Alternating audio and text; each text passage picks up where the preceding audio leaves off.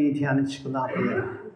మమ్మల్నిగా ప్రేమించు మా పరలోకపు తండ్రి, ముఖ్యాంశమైన దేవ, నీ వాక్య ధ్యానములోకి వస్తుండగా ఎన్నిక లేని వాణ్ణి నీ దైవదాస్య దగ్గర నిలబడుండగా మీ ఆత్మతో అభిషేకించండి నాయన. నీ పరిశుద్ధాత్మను కుమరించండి నాయన. కేవలము పరిశుద్ధాత్ముడికి స్వరమిచ్చేవాడి కానీ నన్ను నిలబెట్టుకోమని దేవవాక్యముతో నాతో మాతో మాట్లాడి మనందరినీ దేవ బలపరిచి నాయన స్థిరపరిచి ఏ స్థలం నుంచి పంపించమని యేసయ్య అతి పరిశుద్ధ నామమున అడిగి వేడుకుంటున్నాను తండ్రి. ఆమేన్. హల్లెలూయా. దేవుని స్తోత్రం. కొన్ని నిమిషాలు దేవుని వాక్యాన్ని ధ్యానించుకుందాం. మరి లూకా రాసిన సువార్తలో మొదటి అధ్యాయంలో నుంచి మరి 3 వచనాలు చదువుకున్నాం. 5, 6, 7 వచనాలు. మరి లూకా మరి రాస్తున్నప్పుడు దేవుని వాక్య భాగంలో చూసినప్పుడు మరి 4 సువార్థికులు మరి సువార్తలు రాసినట్టుగా చూస్తాం.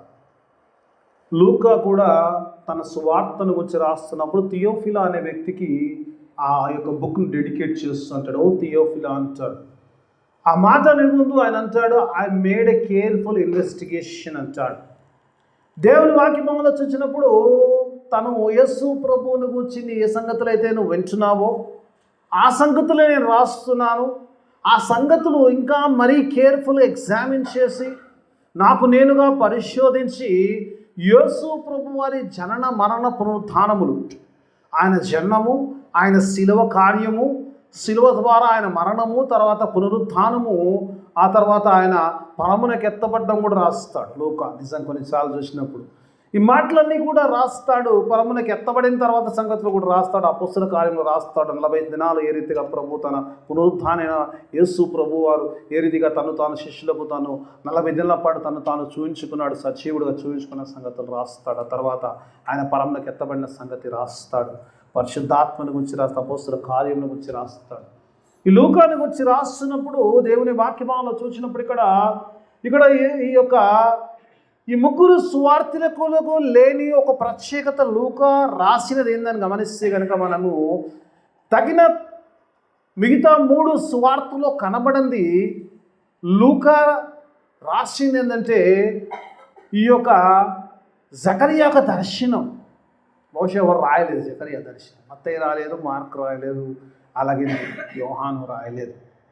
ఈ జకరియా యొక్క దర్శనమును రాసినట్టుగా చూస్తాం. ఏ రీతిగా అయితే మరి 400 సంవత్సరాల పాటు దేవుడు మరి ఈ యొక్క లోకమును విడిచిపెట్టినట్టుగా చూస్తాం. ఏ యొక్క సందేశము లేదు, కానీ 400 సంవత్సరాల తర్వాత దేవుని యొక్క సందేశము మరి జకరియా ద్వారా మరలా భూమి మీదకి జనంలోకి వచ్చినట్టుగా చూస్తాం.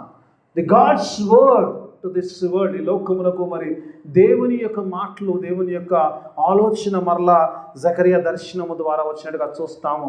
గాబ్రియేలు దూతను దేవుడు జకరియా యొద్దకు పంపించి తన యొక్క వాక్కును ప్రచురపరిచినట్టుగా చూస్తాం. ఏదంటే యోహాను యొక్క జననమును గురించి మరి తెలియజేసినట్టుగా చూస్తాము. యోహాను మరి జకరియా కుమారుడిగా ఈ లోకంలోకి వచ్చాడని, ప్రభు మార్గమును ఆ యేసయ్య చేయబోయే ఆ గొప్ప రాజ్యమును స్థాపించడానికి, ఆ రాజ్యము యొక్క ఆ మార్గమును సరళము చేసిన వాడని దేవుని వాక్యము తెలియజేస్తున్నప్పుడు ఇక్కడ చూసినప్పుడు ఇక్కడ దేవుని వాక్య భాగంలో ఈ ఇన్వెస్టిగేషన్ గురించి మాట్లాడుతున్నప్పుడు లూకా ఒక మాట అంటాడు, I made a careful investigation అంటాడు.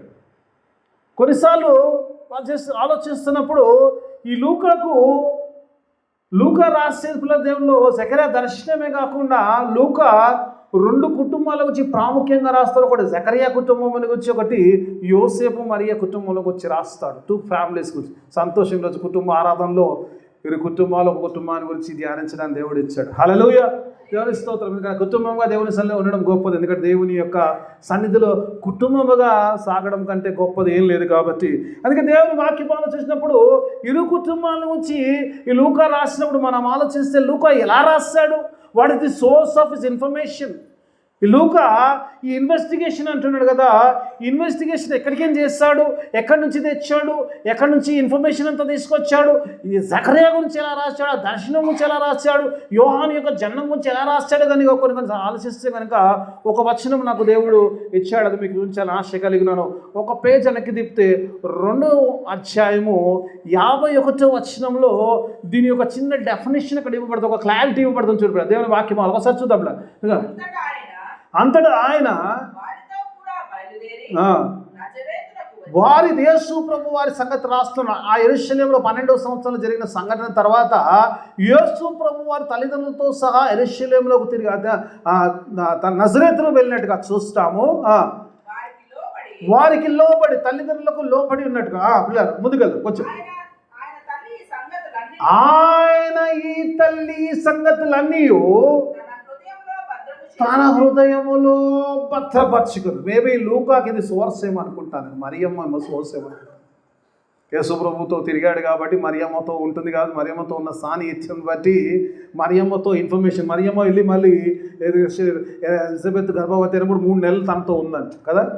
మేబీ ఆ సమయంలో ఈ జకర్యా యొక్క దర్శనమును గురించి, ఆమెకు వచ్చిన గర్భఫలమును గురించి, దేవుని యొక్క ప్రణాళికను గురించి తెలుసుకున్నదేమో ఆ మరియమ్మ. ఈ సంగతులన్నీ కూడా తన హృదయంలో భద్రపరచుకునే సంగతులన్నీ కూడా మేబీ లూకా ఆమెతో మాట్లాడి కనుగొన్నాడు. అవన్నీ కూడా మనకు పొందుపరచడానికి ఇక్కడ ఉంచాడేమో నేను అనుకుంటున్నాను. ఐ ఫీల్ దట్ ఇక్కడ ఖచ్చితంగా వెళ్ళదు. కానీ లూకా అందరితో ఈ సాన్నిహిత్యం ఉన్నాడు కాబట్టి, యేసు ప్రభుతో ఉన్నాడు, కుటుంబంతో ఉన్నాడు కాబట్టి మేబీ మరియ నుంచి ఈ రివల్యూషన్స్ అన్ని దొరికాయేమో అనుకుంటాను. జకర్యా దర్శనం కానీ, మరియ యొక్క ఎలిజబెత్ యొక్క గర్భం కానీ, ఆ తర్వాత ఆమెతో ఉన్న సహవాసం, ఇవన్నీ కలిపి ఈ విషయాలన్నీ కూడా మరి లూకాతో షేర్ చేసుకుంటే ఈ లూకా ఇవన్నీ కూడా ఒక గ్రంథముగా, ఒక పుస్తకముగా, మరి ఒక గాస్పల్గా మనకి ఇచ్చినట్టుగా చూస్తాం. It's a blessing. ఎందుకంటే whatever is present in the heart of the Mary is coming through the gospel of Saint Luke. Hallelujah. గొప్ప విషయంగా దేవుడు నిజంగానే ఎక్కడో దాచి ఉన్న సంగతులు దేవుడు ఈరోజు నీకు నాకు బయలుపరచడానికి లూకాను వాడుకుంటున్నాడు. మరియమ్మ హృదయంతరంగంలో దాచి ఉన్న, అంతరంగంలో దాచిన సంగతులన్నీ కూడా నీకు నాకు దేవుడు బయలుపరుస్తున్న. So that we can know that is a true God and almighty God. దేవుని వాక్యభావంలో చూసినప్పుడు, ఆ వాక్యభావంలో చూసినప్పుడు లెట్ మీ సీ ఒక పాయింట్ అందులో చూసుకొని నేను వాక్య జనంలోకి వెళ్ళడానికి ప్రయత్నం చేస్తాను. ఒకసారి చదువుకుందాం మన వాక్యభావంలో. ఒకసారి 5వ వచనాన్ని చూద్దాం. ఒకసారి 5వ వచనం చూద్దాం. ఒకసారి. యూదయా దేశపు రాజైన హేరోదు అంట దేవుని వాక్యభావంలో. అంత బాగానే ఉంది. రాస్తున్న జకర్యా అయితే హేరోదును గురించి ఎందుకు రాస్తున్నాడు అనేది ఇక్కడ మనం ఆలోచించవలసిన సమయం. ఎందుకంటే దేవుని వాక్యభావంలో, బైబిల్లో పిల్లరా ఏది కూడా ఊరికనే రాయబడదు. There is something has to do with the gospel. దేవుని వాక్యభావం మరియమ్మ దగ్గరికి వెళ్ళినప్పుడు కూడా అంటాడు కదా, గలిలయలో ఉన్న, నజరేతులో ఉన్న యోసేపు ప్రదానం చేయబడ్డ మరియ అన్న డైరెక్ట్ మరియ దగ్గర పోయిందంటే బాగుండదు. ఏ మరియనో డౌట్ ఉంటుంది. అని దేవుని వాక్యభావంలో ఇక్కడ చూసినప్పుడు ఎప్పుడైతే ఈ యొక్క కార్యములు జరుగుతున్నాయో, ఎప్పుడైతే యోహాను యొక్క జన్మము జరుగుతుందో, ఎప్పుడైతే జకర్యా దర్శనము చూస్తుందో, ఈ దర్శన కాలములో ఆ యొక్క ప్రదేశమును రాజైన హేరోదు వెళ్తున్నాడంటే ఇట్ వాస్ రైట్ టైం. ఎందుకంటే ఈ హేరోదు ఒక రకం చూడాలంటే ఆ యొక్క యూదులందరి మీద పెత్తనం చెలాస్తున్నాడు. నిజంగా రోమీల అందరిలో ఉన్నది కాబట్టి, ఒక రకం యెరూషలేములో కూడా ఆయన ఆధీనం ఉన్నది కాబట్టి, ఆయన పీరియడ్లో జరిగిన సంఘటన అంటే ఇది ఏదో సందర్భంలో జరిగింది కాదు. యోహాను యొక్క జన్మము హేరోదు పీరియడ్లో జరిగిందని క్లియరిటీ కోసమే అక్కడ హేరోదు మెన్షన్ చేసి, హేరోదు దొరకడానికి పర్లేదు కానీ ఇన్ ది టైమ్ ఆఫ్ హేరోదు అంటాడు. హేరోదు యొక్క కాలమందు జరిగిన సంఘటన. హేరోదు కాలంలోనే యేసు ప్రభు వారు పుట్టారు. ఎందుకంటే 2 సంవత్సరాలు ఉన్న పిల్లలందరినీ కూడా చంపేయమని హేరోదు ఆజ్ఞాపించాడు. ఎందుకంటే ఒకవేళ ఆ సంఘటన ఈ సంఘటన వేరే వేరే సమయంలో జరిగిందని మనం కన్ఫ్యూజ్ కాకుండా God is giving some clarity. It is the time of the Herod. Hallelujah. God is of clarity. ఏది కూడా డార్క్నెస్ అని చెప్పడం. దేవుడు ఏది చెప్పినా తేటలాగా చెప్తాడు. నీకు నాకు డౌట్ ఉండదు కదా కదమ్మా. నిజంగా అంటే యోహాను జన్మకు యేసు ప్రభు జన్మకు ఏదైనా సంబంధం ఉందా అంటే, హేరోదు సమయంలో ఈయన జన్మించాడు. అదే హేరోదు సమయంలో 2.5 సంవత్సరాల తర్వాత యేసు ప్రభు చంపడానికి 2 సంవత్సరాలు ఉన్న వారందరినీ చంపమని హేరోదు పంపించాడు. కాబట్టి ఇట్స్ టైమ్ ఆఫ్ హేరోదు. ఎందుకంటే ఈ సమయం అందే యోహాను యొక్క జననము, ఈ సమయం అందే యేసు ప్రభు వారి జననము జరిగింది అని ఖచ్చితంగా నిరూపించడానికే ఆ మాట అక్కడ రాస్తుండగా చూస్తాం. లూకాసు ఇన్ ది టైమ్ ఆఫ్ హేరోదు అంటాడు. హేరోదు సమయమదు, ఏ రోజు రాజ్యం ఏలుతున్న సమయంలో జరిగిన సంఘటన అంటారు. ఇంతమంటే క్లియర్గానే ఉన్నాము. ఇంతవరకు క్లియర్గానే మన హల్లెలూయా దేవుని స్తోత్రం. Let's go deeper into the word. దేవుని దేవుని వాక్యం. Then he gives an introduction of the family of the ఇప్పుడు జకరియా అబియా వంశస్థుడు, లేవీల నుంచి వచ్చిన ఆ లేవీ గోత్రం నుంచి వచ్చిన అబియా వంశస్థుడైన జకరియా గురించి మాట్లాడతాడు. దేవుని వాక్యం మనం చూసినప్పుడు జకరియా అంటే ఏదో అక్కడిక్కడ పెట్టుకాడు కాదు. He is a priest from the priesthood అంటాడు. ఆ యాజక ధర్మము నుంచి, ఏ యాజక ధర్మం అయితే లేవీలకి ఇవ్వబడదో ఆ యాజక వంశములో నుంచి అబియా యొక్క ఆ కుటుంబం నుంచి వచ్చిన వాడు జకరియా. ఒకడే ఆ కుటుంబం అంటే కాకుండా లేవీ గోత్రస్తురాలైన ఎలిజబెత్ అంటాడు కదమ్మా. అహరోను కుమార్తెలో కూర్తాడు. ఏ యాజకత్వం అయితే అహరోను కుటుంబానికి ఏదో ఆ కుటుంబ సభ్యులు యాజకత్వంలో ఆ కుటుంబముల గురించి మాట్లాడుతున్నాడు. ఒక క్లారిటీ ఇస్తున్నాడు దేవుడు. This is a priestly family. యాజక ధర్మములోంచి, యాజకత్వంలోంచిన ఆ కుటుంబమును గురించి రాస్తుంటాడు దేవుని వాక్యం. చూసినప్పుడు ఆ కుటుంబం ఎలాంటిది రాస్తున్నప్పుడు ఇక్కడ చూసినప్పుడు జకరియా ఎలిజబెత్ల గురించి కొన్ని విషయాలు ధ్యానించడానికి ప్రయత్నం చేద్దాం. లేటెస్ట్ చూసినప్పుడు మొట్టమొదటిగా చూసినప్పుడు దేవుని వాక్య భాగంలో చూసినప్పుడు ఈ ఫ్యామిలీని గురించి మాట్లాడినప్పుడు జకరియా ఎలిజబెత్ల గురించి మాట్లాడినప్పుడు వారు దేవుని దృష్టిలో నీతిమంతులు అంటాడు. దేవుని వాక్యమాలను చూసినప్పుడు వారు దేవుని యొక్క నడకను ఎలా ఉందో చెప్తున్నప్పుడు అక్కడ చూసినప్పుడు వారికి ఒక స్టేట్మెంట్ ఇవ్వబడుతుందంటే this family is a righteous family. నీతి గల కుటుంబము, యెహోవా దృష్టిలో నీతి కలిగిన కుటుంబం, నీతిమంతులైన కుటుంబము అంటాడు. నీతిని గురించి మాట్లాడతాం. వాట్ ఇస్ దిస్ నీతి అని ఒకవేళ కనుక మనం ఆలోచిస్తే కనుక దేవుని వాక్యం ఆలోచించినప్పుడు మనం చేసే క్రియలను బట్టి నీతి రాదంట. మనం ఉండే విధానం బట్టి నీతి రాదు. మనం వేసుకునే వస్త్రాలను బట్టి కానీ, మన కలిగిన పలుకుబడిని బట్టి నీతి రాదు. కానీ దేవుని వాక్యం ఆలోచించినప్పుడు దేవుని యందు విశ్వాసం వల్ల నీతిని కలుగుతుందని దేవుని వాక్యం తెలియజేస్తుంది. దేవుని వాక్యం ఆలోచించినప్పుడు ఒక కుటుంబాన్ని నీతిని గురించి మాట్లాడుతున్నప్పుడు ఈ నీతి ఎలా వస్తుంది అనుకున్నప్పుడు ఇట్స్ ఓన్లీ త్రూ ఫైత్ అంటారు. అందుకే రోమపత్రిక మనందరూ తెలిసిన వచ్చిన భాగమే 4:3 చూద్దాం. ఇక్కడ అబ్రహాముని వచ్చి దేవుడు మాట్లాడుతున్న మాటల పేరు ఇక్కడ రోమీలకు రాసిన పత్రికలో అపోస్తలుడైన పౌలు అబ్రహాముని వచ్చి ఒక స్టేట్మెంట్ ఇస్తున్న చూద్దాం. 4:3 ఒకసారి చూద్దాం. లేఖనం ఏం చెప్తున్నాడు? ఈ టాక్స్ అబౌట్ ది వర్క్. దేవుని వాక్యం అపోస్తలుడైన పౌలు రాస్తున్నప్పుడు లేఖనాల గురించి మాట్లాడతాం. లేఖనాలు ఏం మాట్లాడుతున్నాయని చూసినప్పుడు లేఖనాలు ఏం మాట్లాడుతున్నాయో ఒకసారి చూద్దాం. What are the scripture says? Abraham దేవుని నమ్మెను, అది అతనికి నీతిగా ఎంచబడెను. దేవుని వాక్యంలో ఇట్స్ నథింగ్ టు డూ. ఇది పౌలు మాటలు కాదు, కానీ దేవుని యొక్క లేఖనాల విషయాల్లో గమనించినప్పుడు లేఖనాల ప్రకారం ఒక వ్యక్తి నీతిమంతుడు కావాలంటే ఆ వ్యక్తి దేవుని యందు విశ్వాసము కలిగిన వాడై ఉండాలి. దేవుని యందు విశ్వాసము కలిగి లేకపోతే నువ్వు నీతిమంతుడిగా ఎప్పుడు కాలేవు. కాబట్టి దేవుని వాక్యం చెప్తున్నది ఈరోజు పిల్లరా, ఆ నీతి పొందుకోవడానికి విశ్వాసము ఒక సాధనంగా ఉన్నట్టుగా చూస్తాం. ఈరోజు మనందరం కూడా దేవునిలో నీతిమంతులం. ఎందుకు అంటే యేసు రక్తము ద్వారా కడగబడ్డాము కాబట్టి, యేసు సిలువను నమ్ముకున్నావు కాబట్టి, యేసు రక్తమును, యేసు సిలువ కార్యములు, యేసు యొక్క జన్మ మరణ పునరుద్ధానములు మనం నమ్ముతున్నాము కాబట్టి మనము నీతిమంతులం అంటున్నప్పుడు దేవుని వాక్యం. ఈ కుటుంబం గురించి మాట్లాడినప్పుడు నీతి విషయంలో ఉన్నప్పుడు వారు నీతిమంతులు ఏంటంటే they have complete faith in the God. ఏంటి విశ్వాసం అంటే పిల్లలు దేవుని వాక్యం చూసినప్పుడు కొన్నిసార్లు అనిపిస్తుంది యాజక ధర్మంలో ఉన్నారే, కానీ ఇక్కడ చూసినప్పుడు సిచ్యువేషన్ చూసినప్పుడు అక్కడ చూసినప్పుడు ఆమె గొడ్రాలైందంట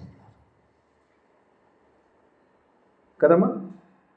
గొడ్రాలైనప్పుడు జనరల్గా ఆలోచన ఏమంటారమ్మా? ఒక గొడ్రాలైంది అనుకో ఏమంటాడు? దేవుని శాపం కదా జనరల్గా అంటున్నారా.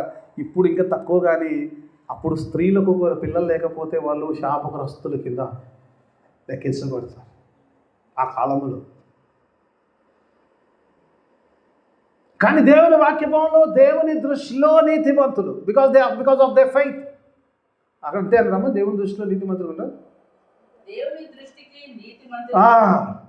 ఈరోజు లోకం ఎలా చూస్తుంది ఇంపార్టెంట్ కాదు, కానీ ఈరోజు దేవుని దృష్టిలో చూస్తున్నప్పుడు మీరు స్థితిగతుల్లో ఎలా ఉన్నప్పుడు, మీరు పరిస్థితులు ఏమైనా లోకం మీరు గురించి ఏమనుకుంటే దేవుని వాక్యభావం చూసినప్పుడు దేవుని దృష్టికి మీరు నీతిమంతులై ఉన్నారు. ఎందుకంటే వారి విశ్వాసంలో బలంగా ఉన్నారు. In spite of something having problem, వారి జీవితాల లోపల చూసినప్పుడు వారు నిజంగా ఆ వాక్యంలో చూసినప్పుడు వారి మాటలో చెప్పిన వాక్యం ఏంటది, వారు వృద్ధులైపోయారట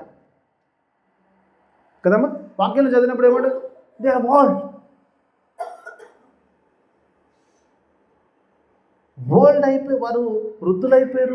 వారు వృద్ధులైపోయారు అంటే వాళ్ళ పిల్లలు వచ్చి ప్రార్థన చేస్తారమ్మా? చేయరు కదా. By this time they would have lost they faith కదా.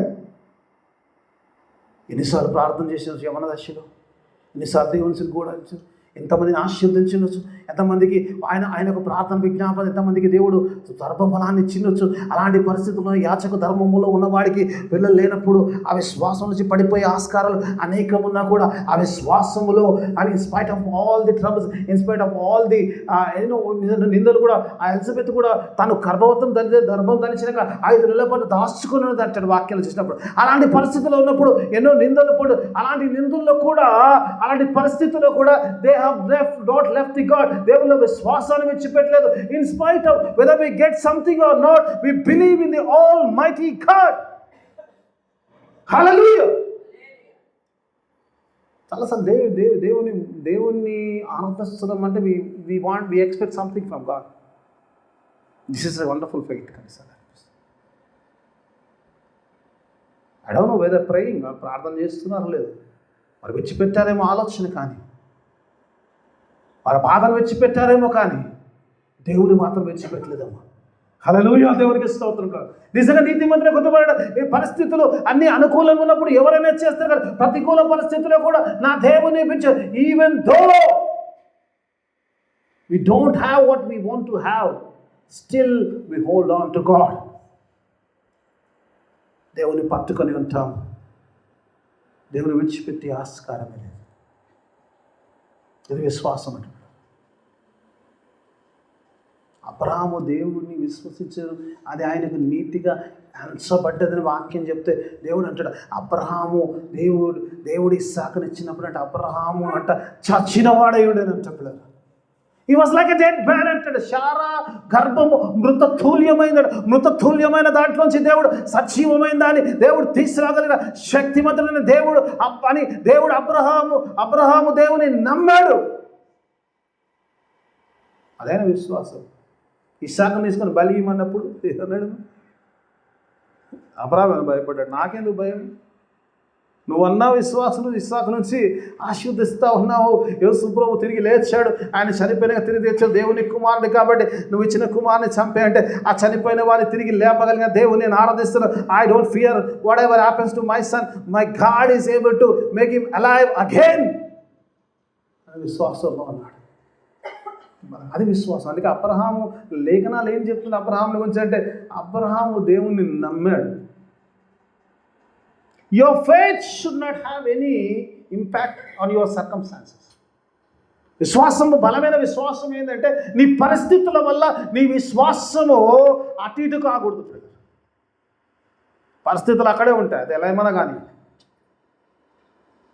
I will stand strong in my faith. శిష్యులను దేవుడు తిట్టాడు కదమ్మా. ఎప్పుడు తిట్టాడు? ఓడలో ప్రయాణం చేస్తుంటాడు. ఓడలో ప్రయాణం చేస్తుంటాడు, వస్తున్న అతలాకుతలం అవుతుంటే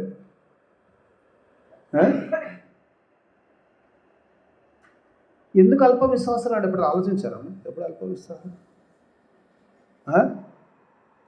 పోయి లేపారట యేసు ప్రభు. ఏం లేపారు?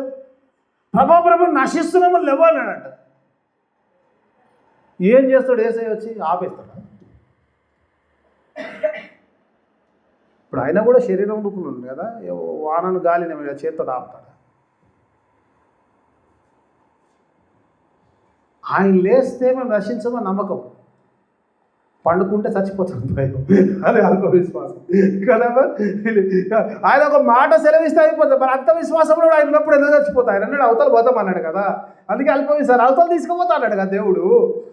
మన విశ్వాసం కూడా మనం అటు పోతామా లేదా, మన లైన్ క్రాస్ అవుతామా లేదా మన డౌట్ కదా.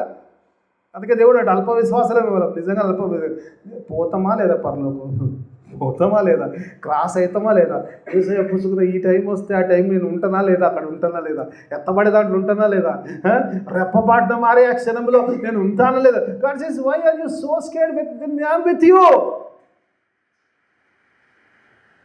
క్రీస్తుని కలిగి ఉన్నప్పుడు నీ పరిస్థితులు ఏమైనా కావచ్చు, కానీ నీ విశ్వాసంలో అటు ఇటు కావద్దు. అదే విశ్వాసం. ఎస్, ఎలిజబెత్ జకరియా, దే నో ది కండిషన్స్. వారి వయస్సు వారికి తెలుసు, వారి సమయం వారికి తెలుసు. ఆ జకరియా అదే వారికి దేవుని దూత వచ్చేసి, అయ్యా ఎట్లా జరుగుతుంది, నేను ఆల్రెడీ ముసలాయన అయిపోయాడు, నా భార్య కూడా ముసలామే, ఇప్పుడు ఎలా జరుగుతాడు, నువ్వు నమ్మలేదు కాబట్టి నువ్వు మూగివైపోయి ఉంటావు అన్నాడు. ఒక రకం కొద్దిపాటి అపనమ్మకం ఉండొచ్చు కదా ఆ సిచ్యువేషన్లో. దేవుని మీద నమ్మకం కాదు, కానీ ఆయన శక్తిని మీద, ఆయన పరిస్థితుల మీద అపనమ్మకం ఉంది. పరిస్థితుల్లో కొంచెం అనుమానం పడ్డాడు కదా, అందుకే మూగి ఉన్నాడు. దేవుల్లో బలంగానే ఉన్నాడు, నీతిమంతుడు, విశ్వాసంలో ఉన్నాడు కాబట్టి ఇంకా యాజక ధర్మం చేస్తున్నాడు. ఆ ఏమి లేకున్నా, అన్ని బలహీన పరిస్థితుల్లో కూడా, ఏమి లేకున్నా కూడా నేను చేయాల్సిన పని అయితే నా దేవుని పని నేను చేస్తూనే ఉంటాను. As a priestly family I'm going to serve my lord in all my circumstances, whatever it might be. I'm going to serve my Lord because I trust in my God. నాకు ఏదైనా ఉన్నా లేకున్నా, దేవుడు పిల్లలు ఇచ్చినా ఇవ్వకపోయినా, I'm going to serve my Lord. It's faith here. నిజంగా పొందుకునే సమయానికి వచ్చినప్పుడు కొద్దిపాటి అనుమానం అంటాడు. టోటల్గా చూసినప్పుడు అక్కడ చూసినప్పుడు ఒక మంచి సాక్ష్యం కలిగిన వాడిగా అంటాడు కదా. ఏమంటాడు? దేవుని యొక్క సకల విధమైన, ఒకసారి మళ్ళా చదువుకుందాము వాక్యం.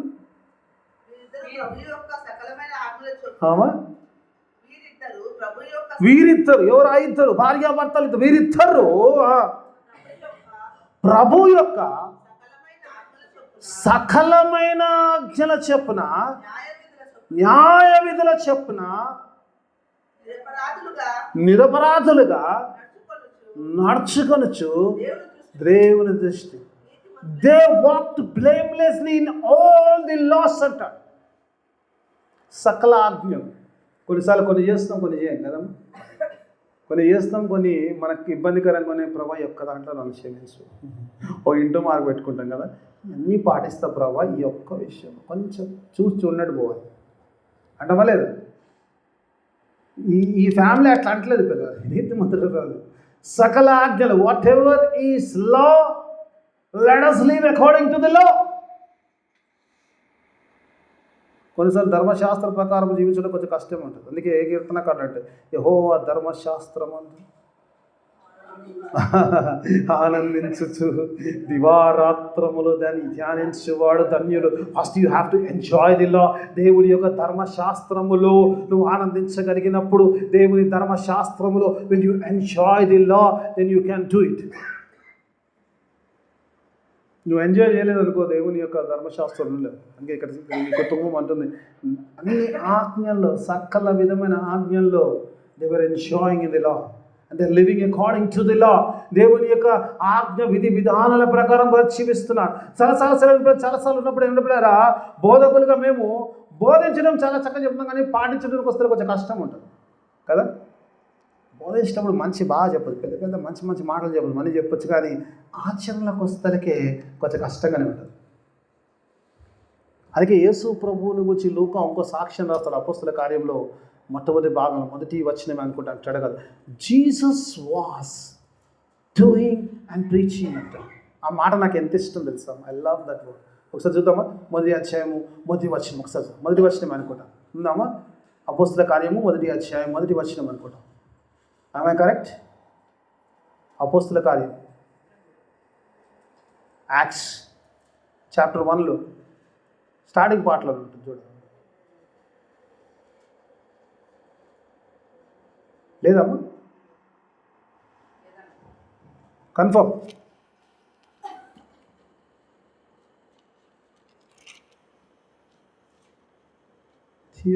అపోస్తల కార్యము మొదటి అధ్యాయము,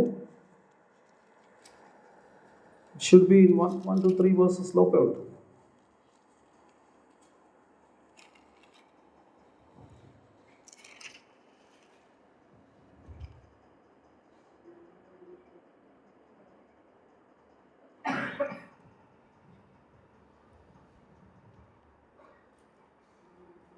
ఫస్ట్ వచనం చదవండి అమ్మ ఒకసారి.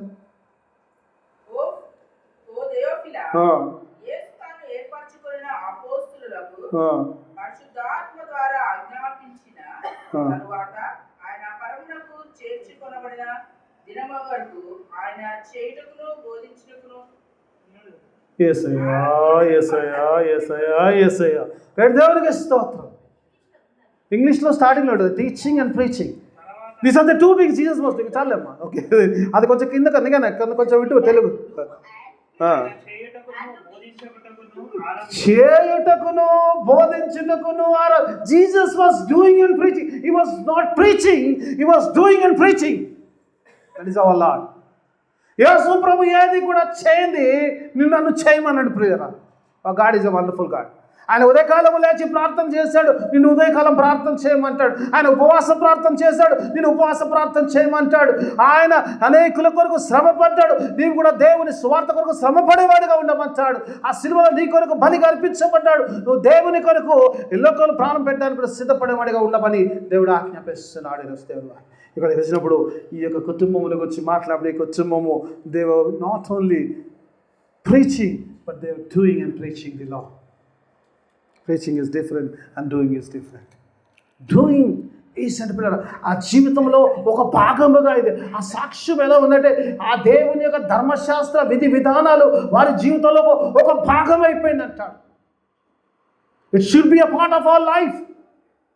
అందుకే ఫిలిప్పీలకు రాసిన పత్రికలో పౌలు సంఘంతో అంటాడు, క్రీస్తు యేసుకు కలిగిన ఈ మనసును మీరు కూడా ధరించుకొనండి అంటాడు. When you walk in this world, you should look like Christ అంటాడు. క్రీస్తులా కనిపించాలి. పౌలు అంటాడు, ఇక మీద జీవించేవాడు నేను కాదు కానీ నాలో క్రీస్తే జీవిస్తున్నాడు అంటాడు. ఈ కుటుంబము ఒక మాదిరికరమైన దేవుని యొక్క సకల విధమైన ఆజ్ఞల్లో నడిచే యొక్క దేవుని యొక్క సాక్షికరమైన కుటుంబంగా నడక చూస్తాం. శుభవారం మనల్ని అందుకే పిలిచారు కదా, ఈ లోకంలో అంటారు కదా, అంతే కదా. ఆయన నువ్వు పరిశుద్ధాత్మ మీ వీరికి వచ్చినప్పుడు మీరు శక్తిని అందరూ మొదట యెరూషలేములో, తర్వాత యూదయలోను, తర్వాత సమరయలో, తర్వాత భూదిగంతుల వరకు మీరు నాకు సాక్షులై ఉన్నారు. You should be a living witness to Christ.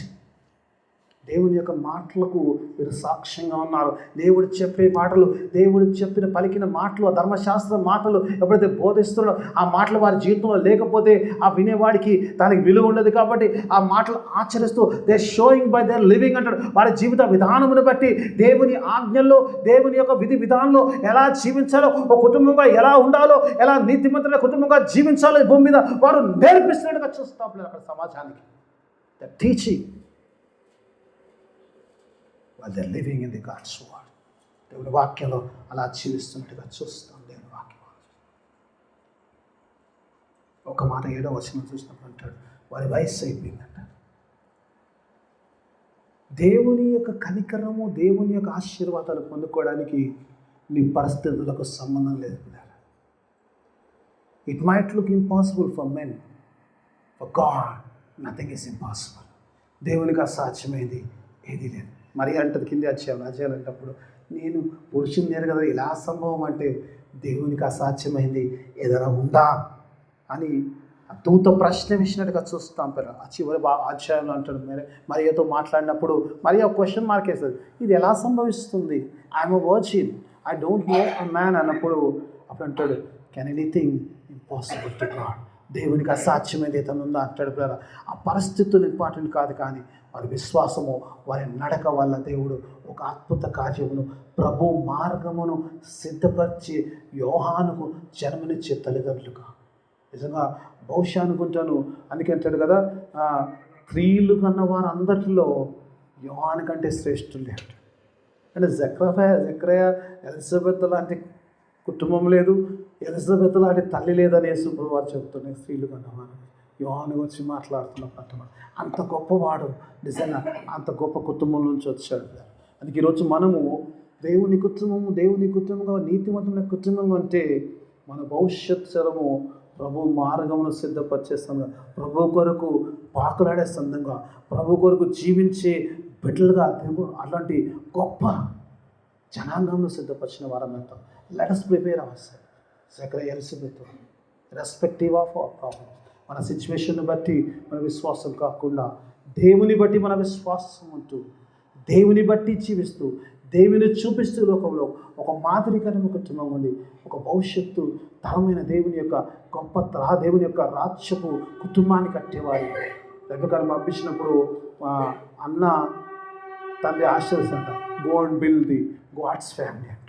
Let us build God's family through the అంటాడు కదా, దేవుని కుటుంబం కట్టబడి దేవుని యొక్క కుటుంబాన్ని కట్టేవారిగా ఉండడానికి దేవుడు తన ఆత్మ సహాయాన్ని మనందరికీ అందరం లేచి నిల్చుందాం. ప్రార్థన ప్రభుని యొక్క ఆశీర్వాదము సెలకీర్తనతో ముగించుకుందాం, ప్రార్థన చేసుకుందాం. మొదటిగా ప్రేమించు ఒకరిలో తండ్రి నీకు వేలాది స్తోత్రం చెల్లిస్తున్నాం. గొప్ప దేవ శక్తి మంత్ర సృష్టికర్త సర్వాధికారి నీకు స్తోత్రం చెల్లి. ఎలాగున్నాయన చక్కని మాటలు మాతో మాట్లాడుకోలేనా జకర్యాని ఎలిజబెత్ను కొంచెం పరిస్థితుల వల్ల వారి విశ్వాసం ఏమాత్రము నాయన కథలింపలేదు నాయన. అలాగనే మా పరిస్థితి ఎలా ఉన్నా కూడా నీలో బలమైన విశ్వాసుల మొదటకు సహాయం దయచేది. అబ్రహాములా విశ్వసించే విశ్వాసం, జకర్యా ఎలిజబెత్తులకు బలమైన విశ్వాసులు ఉంటకు సహాయం దయచేది. ఒక సాక్షికరమైన జీవితం జీవించి దేవుని నుంచి గొప్ప ఆశీర్వాదాలు పొందుకునే వాక్యము దయచేయండి. ఇంతపడిన వాక్యం అందరి జీవితంలో ఫలవంత వాక్యం చేయండి. వాక్యానుసారమైన జీవితాన్ని దయచేయమని యేసయ్య అదే పరిశుద్ధ నామమున అడిగి వేడుకుంటున్నాము తండ్రి. ఆమేన్.